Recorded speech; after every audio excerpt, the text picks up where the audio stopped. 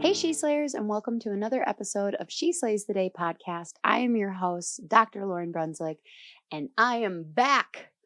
Well, I'm not fully back. I mean, I'm here right now, but I can officially say that I am in recovery mode from the Multi-Passionate Chiropreneur course.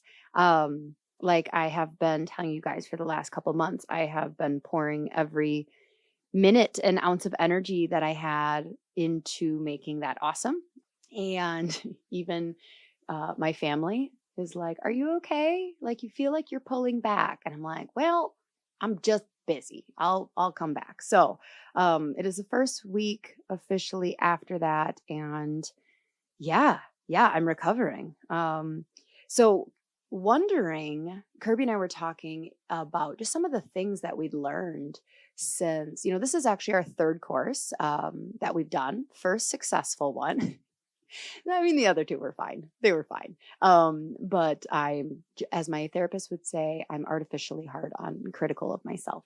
So we've learned a lot on making three courses, and we were thinking about doing an episode with Curb and I, and just kind of a recap in not about the course, but about making of the course. And don't know if that would be something that you all are interested in or not. I don't know. Send me a DM. Let me know if you're like, nah, that sounds boring. You can just skip that week then, Stephanie. I don't know why the name Stephanie came out. but yeah, if you're like, hell yeah, I'd listen to that. Shoot me a DM, let me know. I heard a really funny story. So this is from Felicia Devine, who was in the Multi-Passionate Chiropreneur course. And as we were talking on the day of the live event, so her husband is a dentist. And somehow, how the hell did we get involved in talking about cadavers? I don't know. You can never really know why I end up talking about something with someone. And she shared, she's like, "Did you know that dentists, they do dissections too, but they get the top half of the body." Oh, trigger warning. Sorry. They get the top half of the cadaver, and then they send the bottom half to podiatrists. And I'm like, that can't be true. But her husband's a dentist, so why would he lie about that unless he's insane? But then I also was wondering, like, just podiatrists? So, like, I mean, there's other specialties that I could think of that only need the bottom half as well. So I don't know. Yeah, I found that very interesting. And you know what? Blessed. Aren't we lucky as chiropractors that we got the whole body? Definitely made me think. I really enjoyed Cadaver Lab. Just to keep this gross conversation going, there's very little I remember about chiropractic school because of trauma. No, but I remember that we had 8 people, and lucky for me, 6 of them wanted nothing to do with it. And like it was just me and one other person who were like all in there, just figuring out stuff and peeling stuff. And I like to horrify my children occasionally at any moment that okay, major trigger warning coming here. Um, I will just freak them out by being like, "Oh yeah, I've peeled the skin off a body before." And they're like, "What?" I'm like, "Yeah, I have. So don't fuck with me." So anyways, that is that.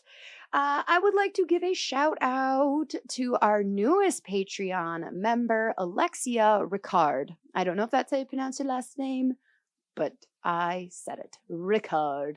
And she is in the Roadmap to Success tier of our Patreon membership.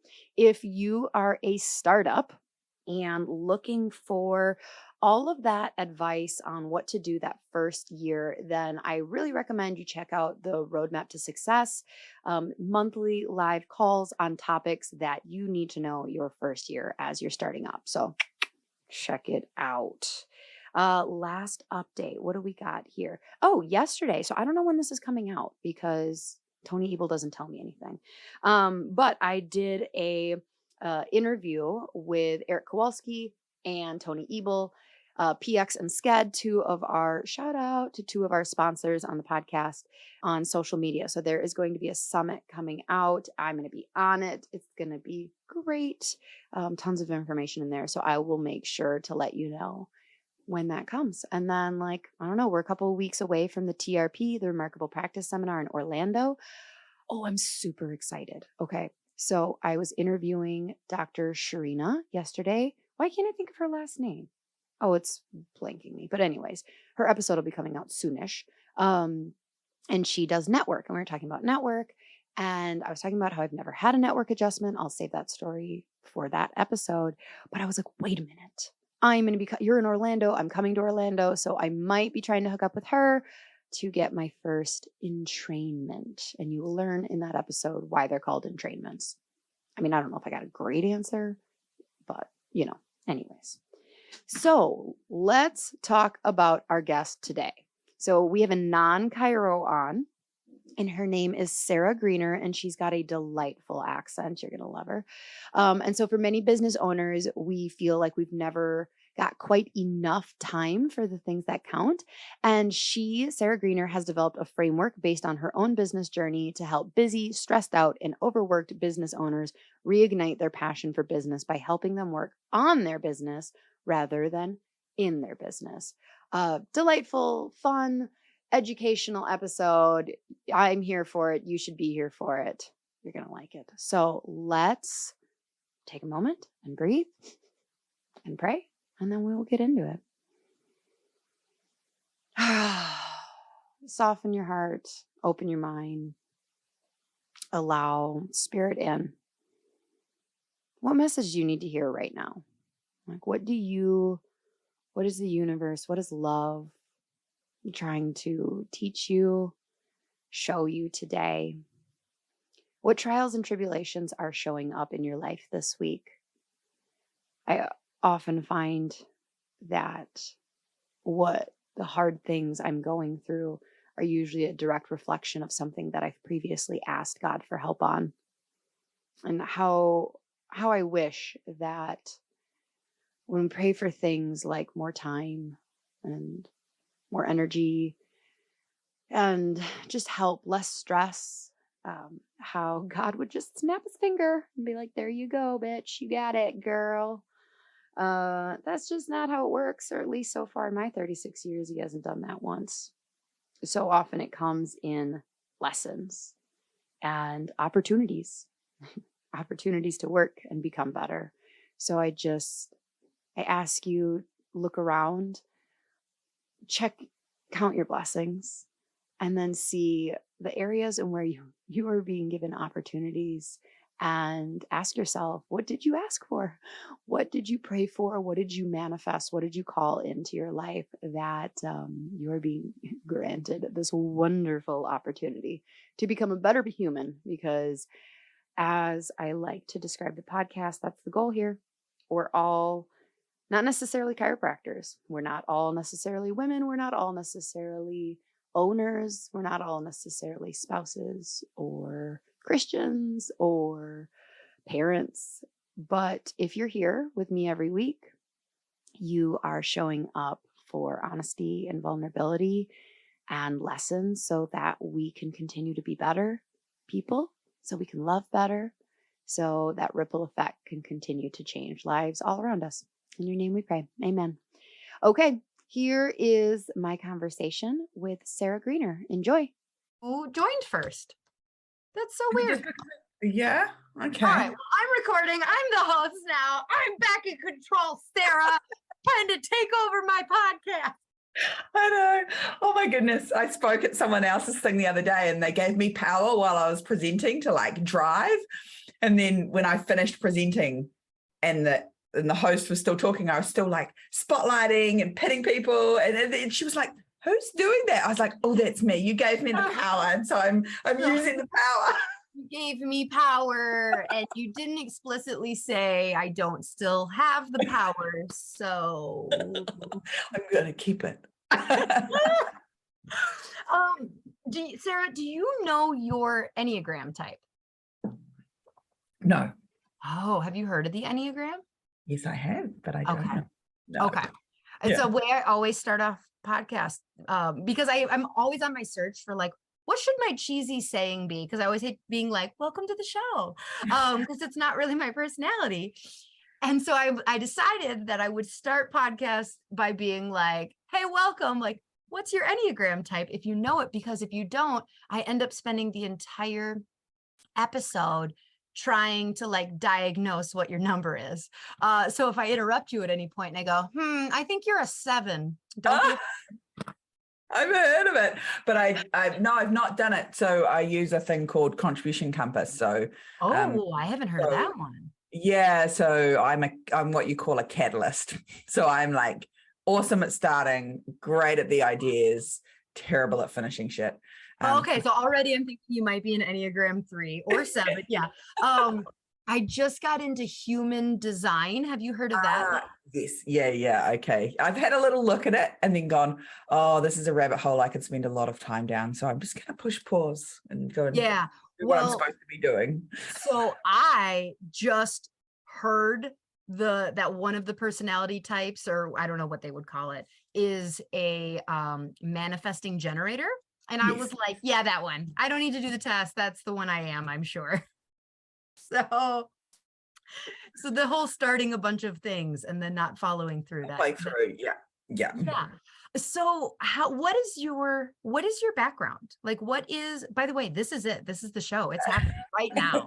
We are. The hard part about not having a cheesy intro is so many people are like, wait, is this it? Yeah, this is it. So what is your background? How did you get to become like a speaker on this juggling act, saying no and helping women? Because I did it first and foremost. But my journey's been, I grew up in a entrepreneurial business family. So I was the eldest of 4 girls on a farm.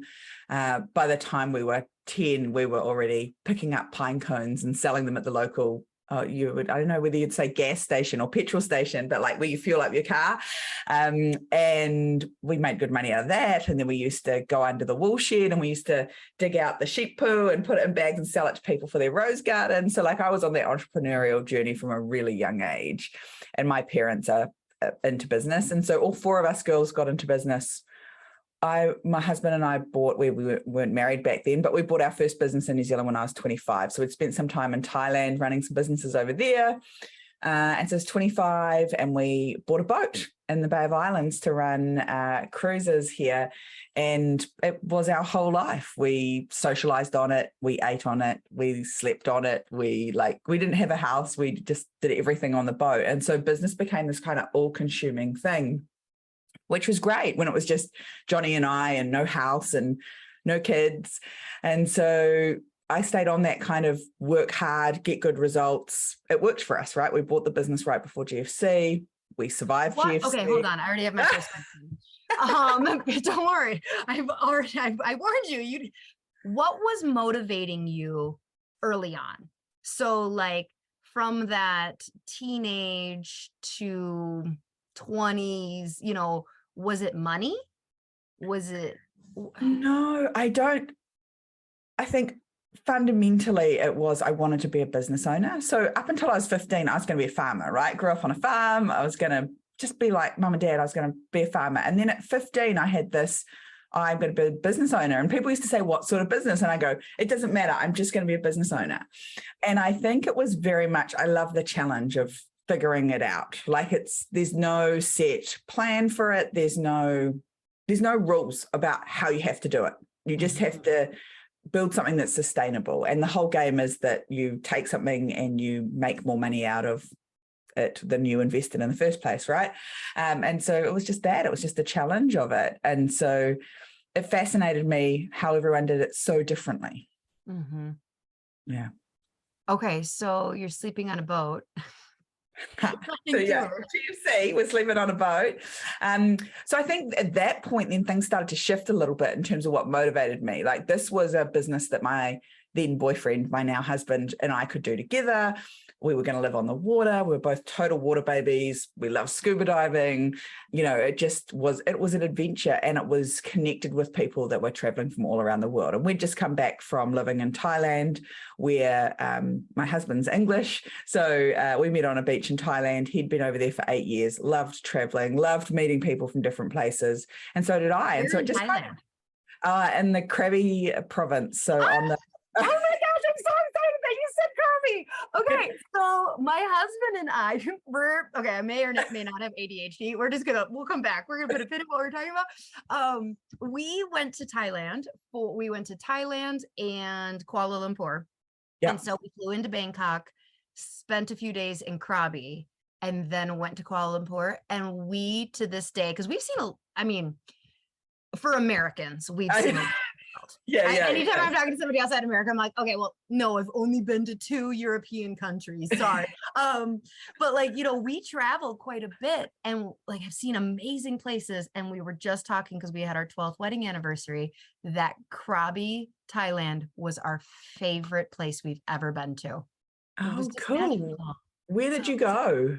And why did you pick Krabi? I know why I did, but we picked Krabi because my sister was living in Kuala Lumpur and had just kind of some insider knowledge about if you're looking for a beach place, don't go to, I forget some of the party places over there. Phuket, Koh Phi Phi, yeah. Yeah.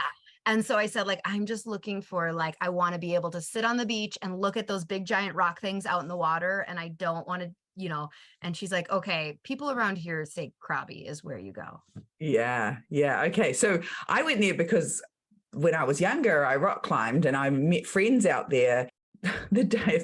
I flew out the day of the tsunami, the Boxing Day tsunami, and met my friends out there. And was rock climbing. And that's how I met my husband. So who doesn't rock climb, because I learned to scuba dive not long after the tsunami happened because there was no one there. And so I got to dive on these. The tsunami happens and you're like, all right, I bet this is going to be cheap to go there.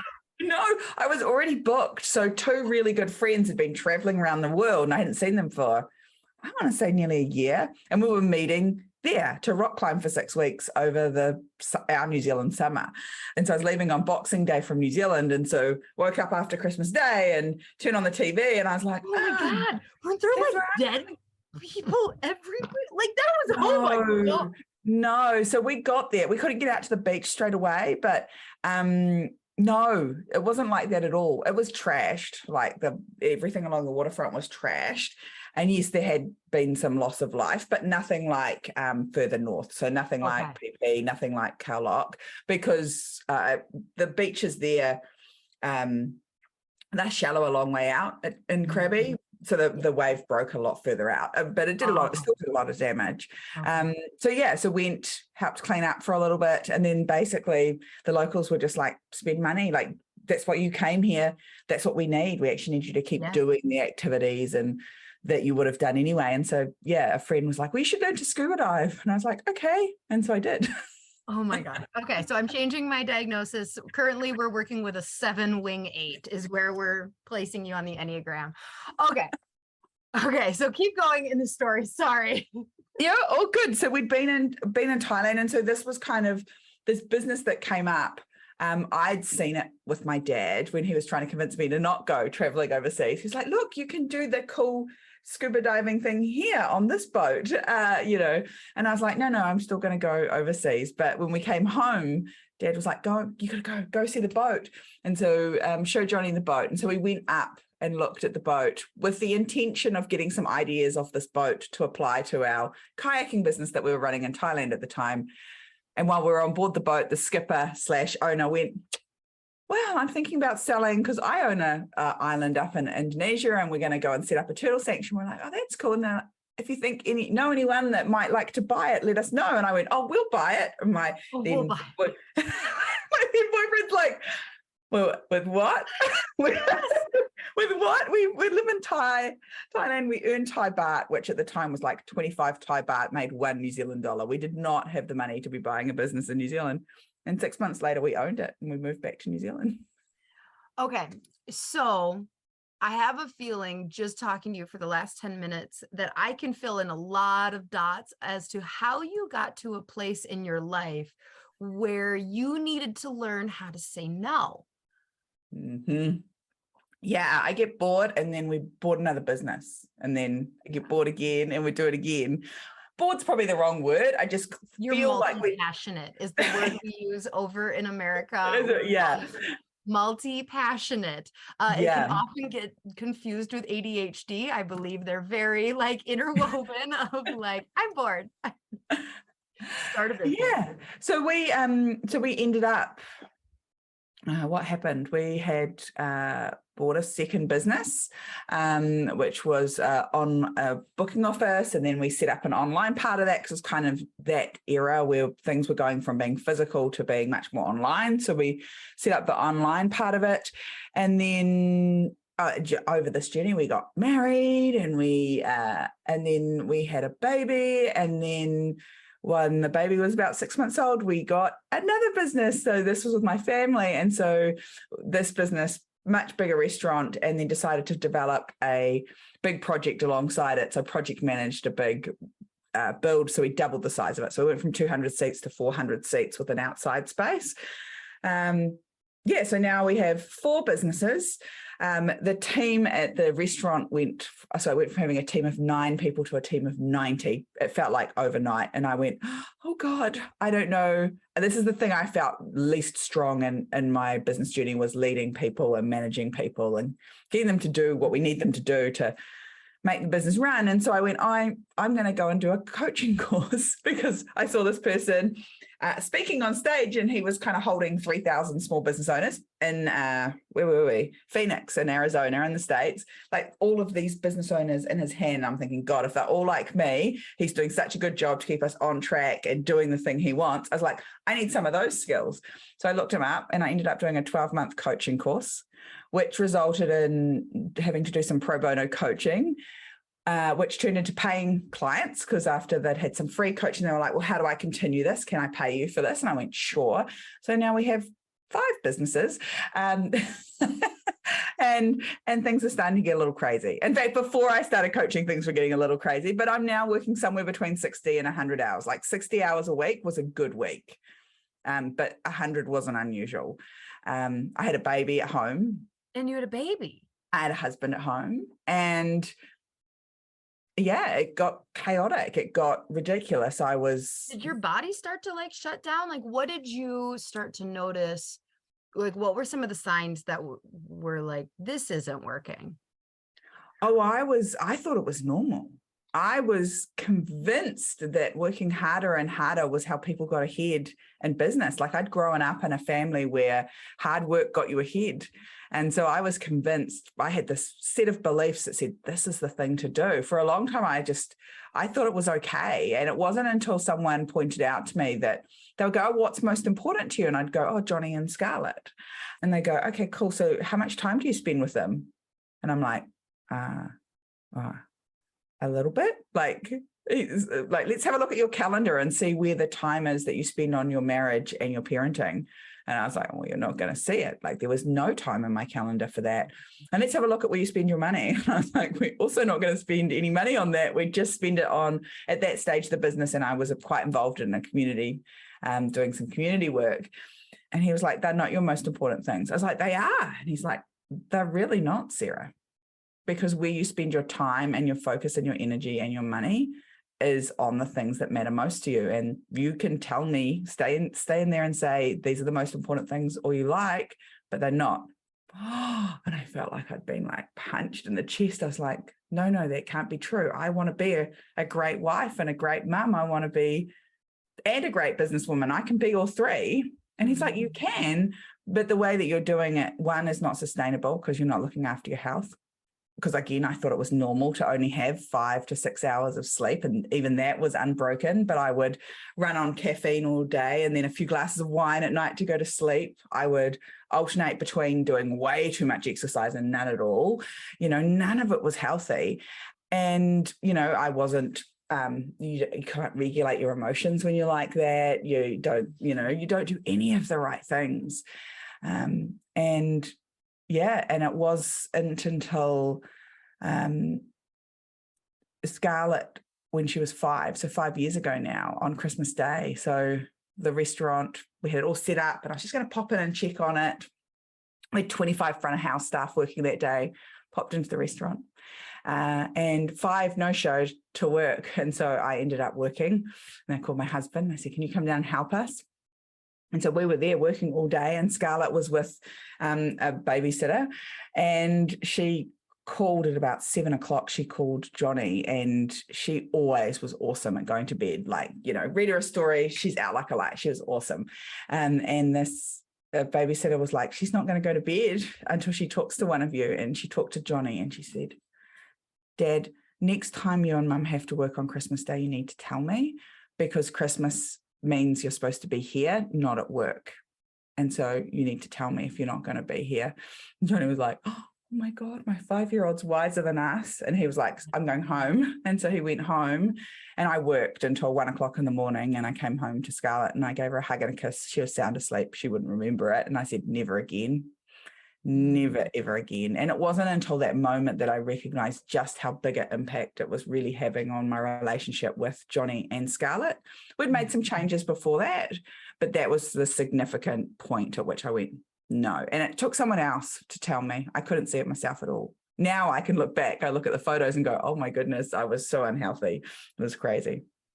So how do you, I feel like we romanticize these moments of revelation, of like, this is rock bottom for this, right? And we think like, oh, okay, so I'm sure you woke up the next morning and all of these boundaries were there, and all of a sudden you were a different person.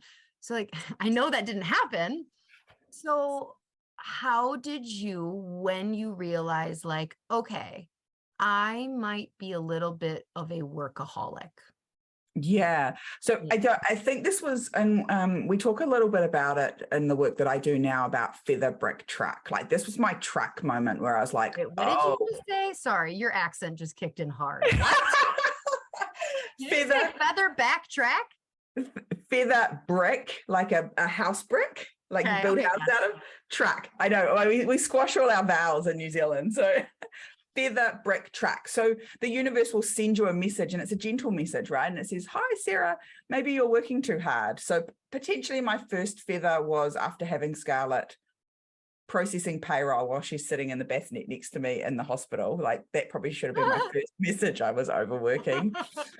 And I had numerous feathers like that kind of tickled at me, that went, maybe this is too much. Maybe this is too much. And then I had a brick moment where my husband, who never, ever says, no, Sarah, you can't do that, told me I had to resign from a community trust that I was part of. That was taking up about 100 hours a month, which I loved, and I still love, and I'm still very proud of what we did with that community trust. But he, first time ever, had put his foot down and said no. So that was kind of my brick moment where I was like, oh, that hurts. There was snot and tears, and so I gave that up. And that was kind of the reset moment, was supposed to be the reset moment, didn't have the reset moment. And then the Christmas Day moment was like, oh no, she's 5.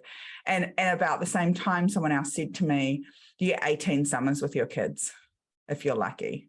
And I was like, oh my God, I've wasted the first 5, because we live in a tourist town. And so we're most busy when it's summer. So no, I didn't wake up on Boxing Day morning and have boundaries in place. I probably got up, had a little bit of time with Scarlett and Johnny, and went to work again. I don't remember exactly what happened, but we started the process of untangling things. So we sold a business. We sold 2 businesses that year. So we sold the booking office, we sold the restaurants later that year in August. I have a question. So you said part of your personality is that you like to start a lot of things. So was letting go of these businesses actually difficult, or was it kind of like, all right, let's sell that, and just not starting a new thing to replace it was the hard part? No, it was hard to let it go because I wasn't finished. So I was still putting things in place, and really a lot of it was about what would other people think, like you said you were going to do all these things and you haven't done them, necessarily. Booking office less so, I think, because you could see that there was a movement away from the in-person buying of travel products to online. And so it kind of made sense that it wasn't going to be as valuable for us going forward. The restaurant was much harder. The restaurant was harder because I felt like we were just on the cusp of getting it right, just on the cusp of, really making the year work. So it was harder to let it go, but it was the right decision. And I didn't wake up with all these boundaries in place, but I did wake up with this clarity of I need to put different things first. And it wasn't that I stopped doing a whole lot. Like I didn't go, I'm not going to do any business anymore. But I woke up and I went, there has to be a different order in the way that I prioritize things. Because previous to that day, business was always first. I was like, well, I have to do all of this business stuff first before I can go home and mum, before I can go home and be a wife, before I can go and look after my body. And so it became this ethical excuse to hide behind, to not do all the other things, right? So, it's ethical to stay and finish your work and not go and look after your body or not go and eat food properly somewhere else. It's okay to eat at your computer because you're working. Right. And so I had to really reframe all of that for me. So yeah, it was hard to let them go, but I think I'd been through that journey. I'd kind of had those stories and I could really see my little girl disappearing before my eyes. And that was definitely not the story I wanted for her. So that was probably the first thing, because my husband was sort of super supportive. But then when I really started looking at the rest of my relationships, I was like, I have no idea how a marriage survived this. Like me sliding into bed at 11 o'clock at night and sneaking back out at 4:30, 5 o'clock in the morning to get things done. We were literally ships passing in the night for years there. Wow. Hey, She Slayers. When I first started practice, I thought I needed to dress a certain way for patients to trust me, and I spent hours trying to design communication and marketing materials that worked. After 12 years of practice, here's a couple things I've learned. 1, I don't have to wear dress pants and button-ups for a patient to take me seriously.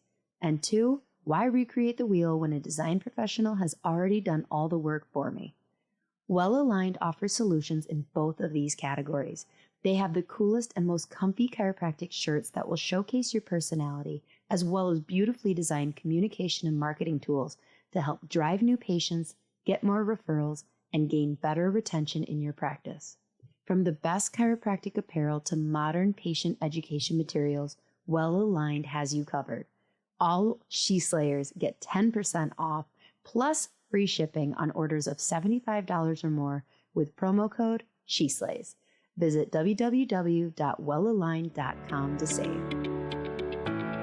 I'd like to take a moment to thank one of our primary sponsors of the podcast, Insight CLA. The Insight tech moves the message off the spine and into the nervous system, where the magic of the adjustments can be measured and tracked. Everyone from newborns to seniors are being scanned in my practice and in thousands of other practices like ours, so they can be examined and inspired to choose chiropractic care. It's like an instant referral machine because the scans are so visible and informative. Like, what patient wouldn't want to know how their nervous system is performing? The staff at CLA are ready to take care of you and answer any questions you may have. They also have an incredible online academy that can help train everyone in the office and help them to feel confident on how to get perfect scans and how to interpret the results. We have been using the Insight technology in our clinics for over 7 years now, and it is a complete game changer for conversion, retention, and patient education. Click the link below in the show notes as She Slays listeners get preferred pricing and hundreds of dollars off their purchase.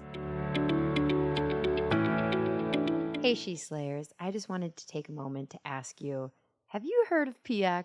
I don't know. Have I mentioned them before? So they're practically everywhere these days, and I am so excited to have them as a sponsor on our show because they are on a mission that I can seriously get behind. So Dr. Tony and his team have designed a pediatric, prenatal, and family chiropractic training program that has online and live event training opportunities to learn step-by-step the science, clinical protocols, and business systems behind building a thriving pediatric and family chiropractic practice. Now, here's what's extra cool. It doesn't matter if you're a student, startup, or practicing chiropractor. I mean, I am a member and I've been in practice for over 12 years now. Each and every bit of their training is applicable to you and where you're at. I've been a part of PX for a while now, and I can say that there's no one better in the space to lead you and to lead this profession than Dr. Tony and his team.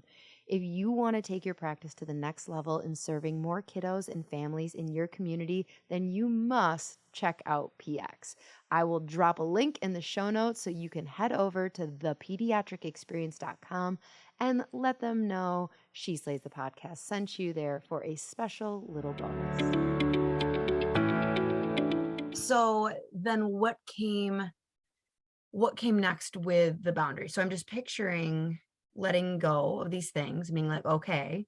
And then about a month passes and like, so are you like literally then spending time with your kid? Yeah. And So like not starting businesses?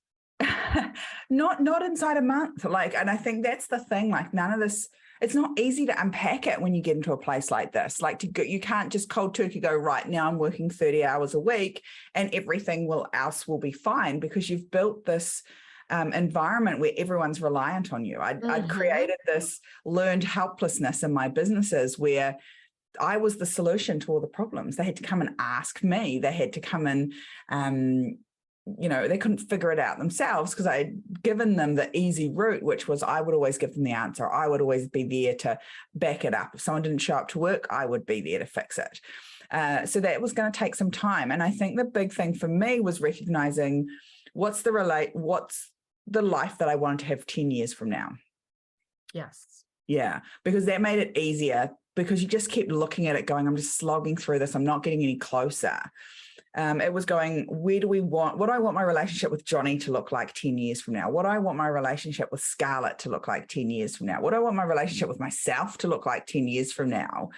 And then we started building the businesses to serve that rather than the other way around. So previously I'd had, and I think this might be something that a lot of business owners go is, when I get the new employee, when I get, someday, some magical day in the future, which doesn't exist in the days of the week, but someday I will have it all sorted out at work and my magical great life will come together. We had to flip it and we had to go, what does that life look like? And then we could deliberately start making changes to get there. And that's the journey we started on. It was little bit by little bit. It was one of the changes having to teach your employees, like to sever that easy connection that you had created where they just come to you and get a quick answer, like, and how did you do that? Yeah, so it made me really recognize the fundamentals that were missing in the business. So do our team know what are the behavioral expectations? So what are our values around here? How are we going to behave on this journey of business together? Did they know where we were trying to go with the business? Like what was the ultimate destination we were going to? Because we're all on this bus together and going on this journey and no one had decided where we were going. So, so I knew where we were going. In my head, I was like, well, we're doing this. It was explicitly clear to me, but the communication of that to the team had been pretty rubbish. So where were we going? What was the ultimate destination? They talk about the vision. We need to have one of those. So we got one of those. We got some values. So how are we going to behave on this journey on the way there? And then we started building out some systems, which is deeply unsexy. But when your whole business is in your head, systems are sexy as hell. Oh, good. I'm pleased. Systems have saved my ass in business. Like it, yeah. And so okay, but here's the thing. Question on systems is, I feel like when I'm talking to a chiropractor, let's say they've been in practice 6-7 years, and I start to talk about systems, they're so in the forest. What's the phrase? Like, can't see the wood for the trees. Yeah. As I said, what's the phrase? I was like, God, did they even say that over there? But like, okay, good. You do. Right. And so it's like pulling teeth, trying to get them, because I don't know their business. No. And so like, I need them to look at their business and see where their systems are flawed. But if they knew their systems were so flawed, they would have likely fixed it. Do you see what, like, so how did you get like over that? Yeah. So now I know how to do it really easily. Back then it was much, much harder. You really have to get to a place where you can download what's in your head onto a piece of paper. And it wasn't until I worked with someone with a software. So often what happens is business owners get this new piece of technology, often a software, and they go, it's going to save, I've got this new piece of software that's going to do all the things in my business. And they get in there and they go, oh, I'm so excited. And they start building out half thought out systems inside the software. And then they get 3 months into it, they go, oh, the software's shit. It doesn't do, sorry. Get out of my office, Sarah. How do you know this is what happened? Yeah, it doesn't work. It's the software's fault. And I'm like, okay, let's jump into this a little more. It's a little bit like building a house without a set of plans. If a builder came to you and said, I've built loads of houses, I know what I'm doing, we'll just put a floor down, put some walls up, bang a roof over it, we'll be happy. You're like, no, dude, show me the plans and then we can build off the plans. But we don't do that in our business. And so you have to bring them back and go, here's a pen and paper, and we're going to get your business out of your head, down on paper. What are the systems that make up your business? There's all these different areas, marketing and sales and admin and the experience your clients have when they come in. Let's get all of those systems down on paper first. And then we can start building them out. Then we can go, okay, where do these start and stop? Where do we, what are all the steps that we want them to go through? And how do we make that happen inside our business in a way that I can do it, or I can give it to someone else and I can see where they're doing it and how much their workload is under pressure and things like that. So you actually have to be able to do all of that from afar if you want to be able to take yourself out of the business. Yeah, and absolutely. And that's a skill. Oh. Yeah. So that's what we started doing. And it took a little while because restaurants have a lot of humans in them. And so wherever there's a lot of humans in businesses, it's a little harder. Lot of turnover. A lot of turnover. I was a waitress for a long time. Yeah. Holy moly. Yeah. So we're pretty lucky. We had a core crew that were really stable, and then we would just bring in summer crew. And I used to say to my core crew, when the summer people get here, they will drive trucks through our systems if they're not solid. They're like, what do you mean? And I'm like, they will find ways to mess with your system if the system is not solid. And so we would really test it. They'd always find holes, but just we would then be able to plug it because we could see where the holes were in the system. But yeah, getting people to stop and go, it's not that your team can't do it your way. It's not that your team lack common sense. It's not that they, it's just that they're not good staff. I think that's the other one I hear. It's that they don't know what you want. They have no clarity around what your expectations are. Here's the expectations. Here's the box you have to color inside. Nobody's told them where the lines are, and so they're coloring outside the lines. But once you build the systems, it fixes it. So I was reading about you, this thing about a year of no. So is that when this came? I mean, I think I know what a year of no might be. Sounds miserable. Is that around? Did you do a year of no? Tell me more about this. You're going to laugh. I did that before the Christmas piece. That lasted, huh? No. Okay, so what did you do wrong there? No. So the year of no worked really well for me for everything external to the business. So it was really good. So here was the rule. The rule was, if you don't say hell yeah to it in the first moment that someone asks, you have to say no, because I was a people pleaser. And I like to say I'm a reformed people pleaser now, but my husband's like, let's say reform. You're better than you were. Let's say reforming rather than reformed. I was like, all right, that feels slightly attacked, but okay. So the rule was, if you didn't in the first moment someone asked you to do something, you didn't go, oh God, that'll be so much fun. I have to do that. If your first thing was like, oh, I can fit it in, I'll make it work, then you had to say no.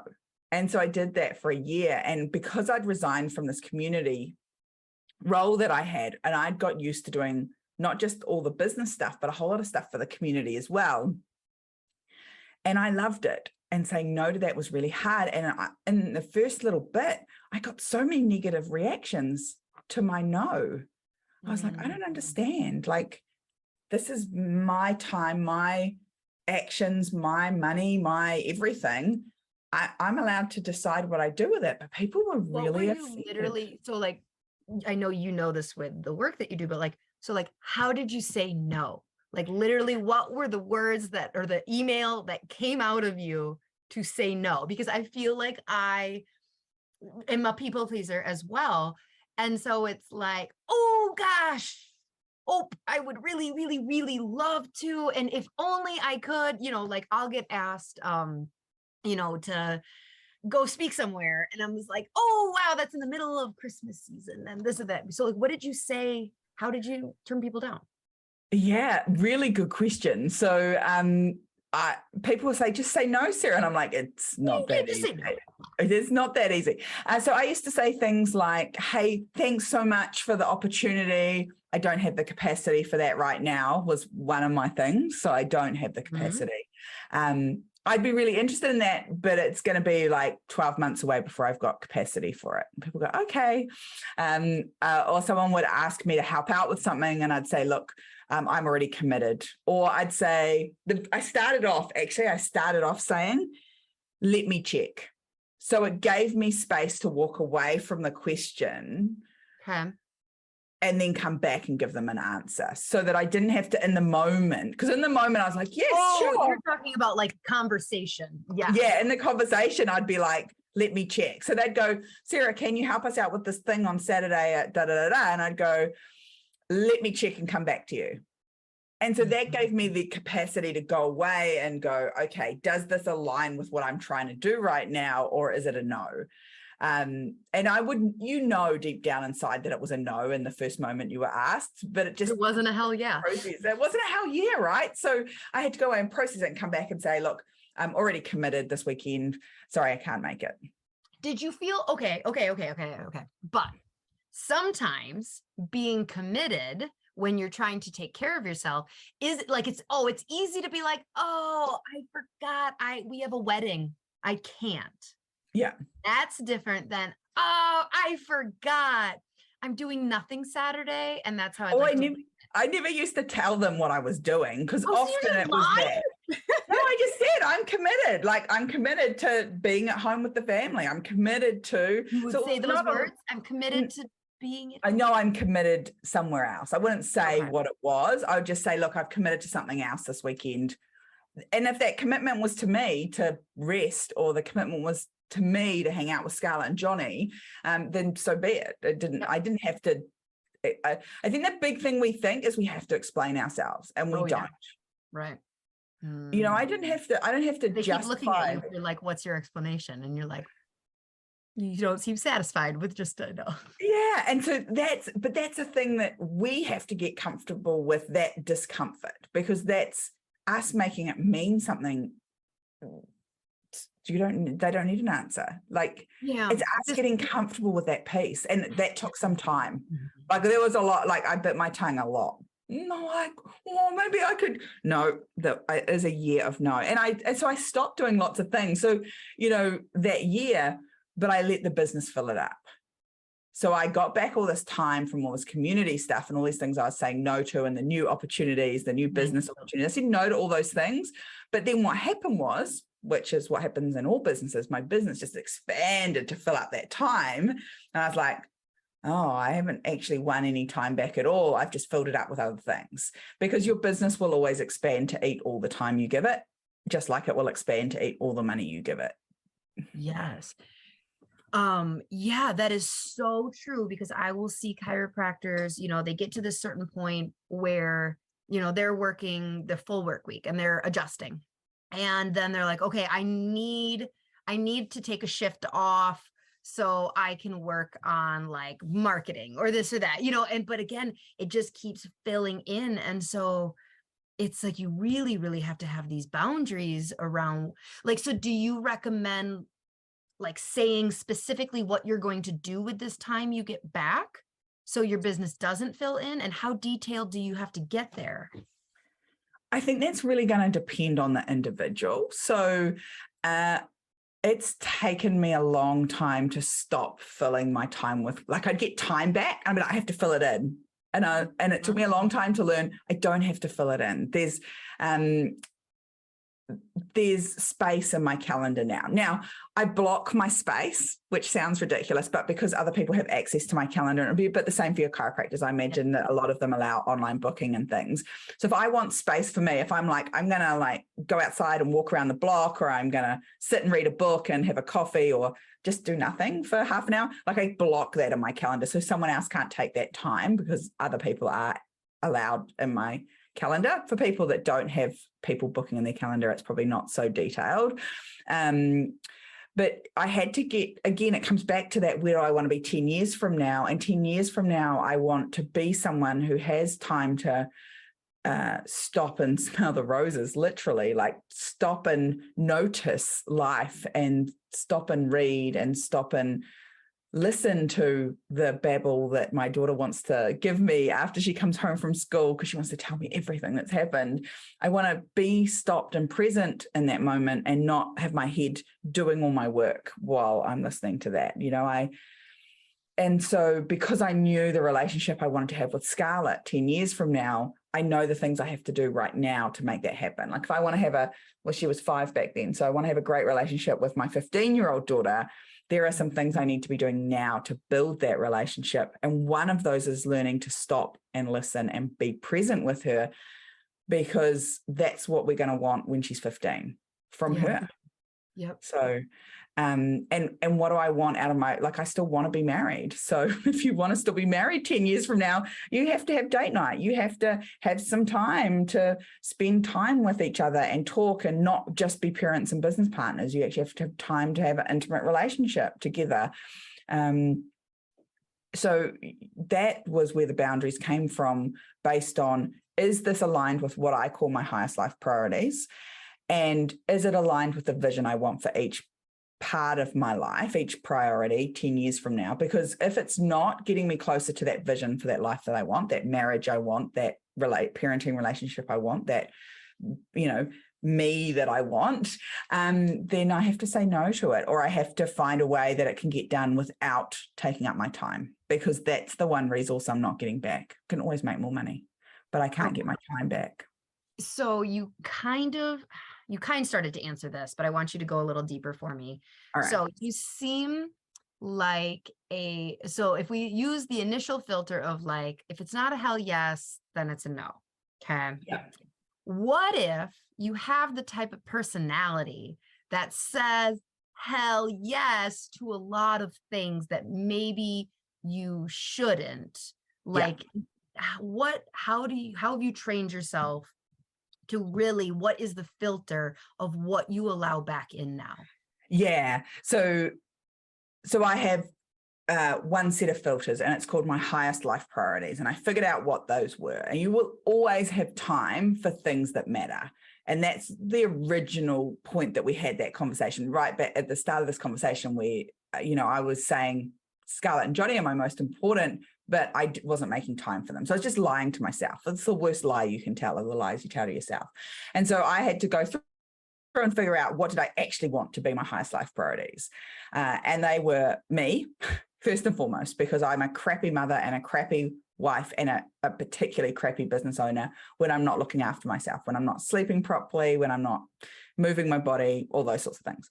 Then I wanted my marriage to last. And people are like, but what about being a parent? No, she's going to leave sometime. The idea is that Johnny and I are going to spend, the rest of this life together. So we're going to have to spend some time, effort, and energy. Guy you met on the beach of Krabi. Yeah, exactly. You got it.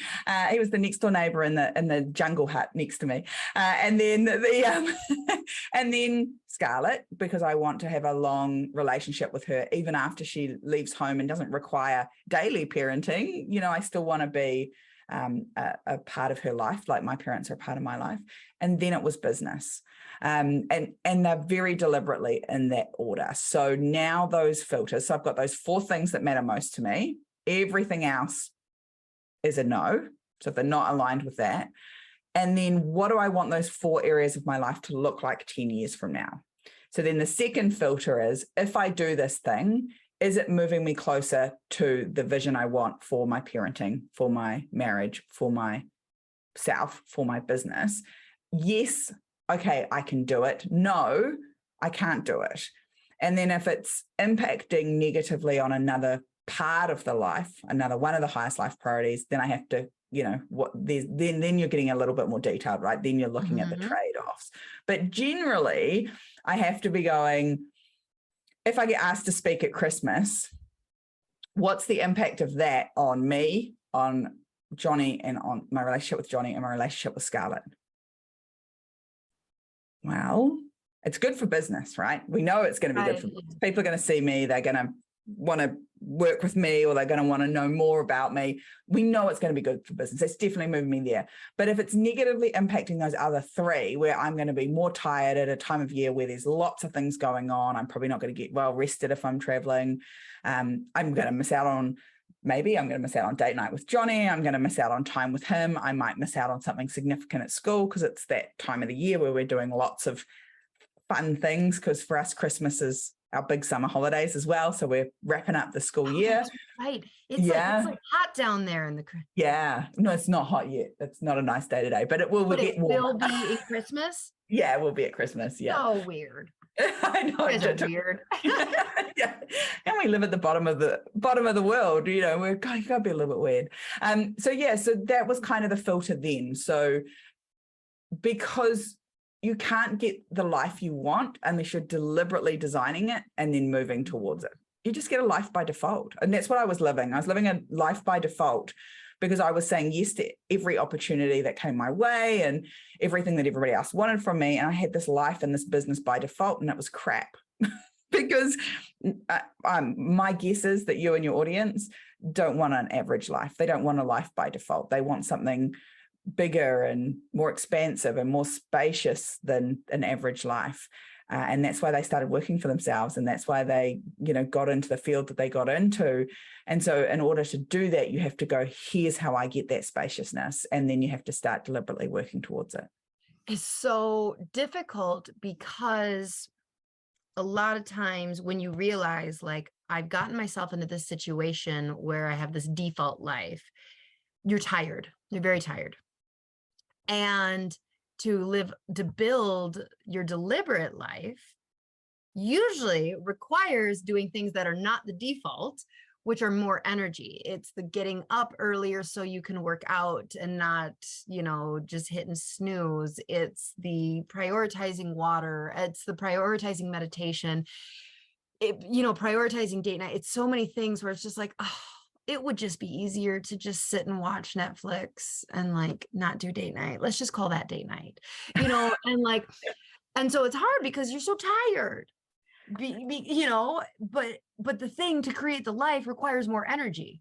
And Yeah. Do you know what I think it is I think we're exhausted from all the choices we have to make every day. And so for me, it got easier because I stopped making choices. And so I started, and people always go, oh, it's mindset. I'm like, no, make it easy, make it environment. So things like, if it's hard to decide to get up early, cool, set the alarm, turn the snooze function off and put the alarm, away. So you actually have to physically get up out of bed. Like, I don't know about you, but if I'm up out of bed, it's much harder to go back to it, right? So start designing your environment to give you the things you want. I don't want to have to think about drinking more water. So make sure when you go to bed, the water jug is full and it's on your desk, or it's in your room where you're adjusting people.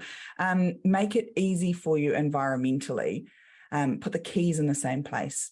Build things where you don't have to think and you don't have to make decisions, because your poor brain can only make so many decisions every day. And what you're experiencing is when it uses up all the good decision-making points, it stops making the good decision, it starts making the easy decision. It's easier to snooze than to get up. It's easier to grab a coffee than it is to pour the water. It is easier to Netflix and chill than plan a date night and go out. So you've got to take away the decisions and just allow yourself to do what you're told for a little bit. The hardest thing about being out in your own business is that you can do whatever you want, because there's no one telling you what to do. And at some point you have to go, okay, well, I actually need some structure. I need someone to tell me what to do. And you've got to figure out what that looks like for you. So you know you're good at following a process because you take clients all day and you show up to them and you adjust them, and then you go on to the next thing. If you're a chiropractor, like you commit to other people and you do what you say you're going to do for other people. You're just not doing it for yourself. So Yeah. find a boss in your world. And for me, that's my calendar. So I plan my week in advance. And when I'm planning, I'm deliberately going over what do I want my life to look like. 10 years from now, I'm reading through that and I'm planning my week based on making that happen, putting things into my calendar that make that happen. And then when I get up on Monday morning, I don't think, I just do what the boss tells me, which in my life is my calendar. Right. Yeah, I love that. So if somebody wanted to work with you, where could they get more of you? More of me. So if any of this has resonated, if you are finding any of this juggle piece tough and know that you need to make some changes, then you can come over to sarahgreener.com/slays. And there is 3 resources there that I think would be helpful. One's my ebook called The Off Switch. So how to run your business without running you, which talks more about some of the stories that we've talked about today and the whole process I've talked about today and getting back in control of your life. We have a cool little group where we've got lots of women business owners over there getting their freedom back. And lastly, if you're just a massive action taker and you just really want to plan now, I have a freedom game plan that I do with people. It takes about 15 minutes, and we're going to put together an action plan to get you on your way to that life that you really want in the business that serves that life. Awesome. Oh, you're great. I'm going to go grab all of those. So, okay, She Slayers, we will make sure we have all the links for you below. If you do work with Sarah, you will have to, she's, in a different time zone though, very different time zone. So, but I think you get up early and stay up late. Yeah, totally. I have clients in the States, so we've made the time zones work. Yeah, I'm sure this is your very normal life. So, all right, Cheese Slayers, go make sure you check her out because you just seem like a wealth of knowledge, and I feel like we just tap the iceberg, tap the tip. I don't know, touch the tip. We just got a little bit of your information, just a tiny bit of your knowledge and experience. You got it. That's what we're going for. Oh, all right, Cheese Slayers. Until next week. Bye.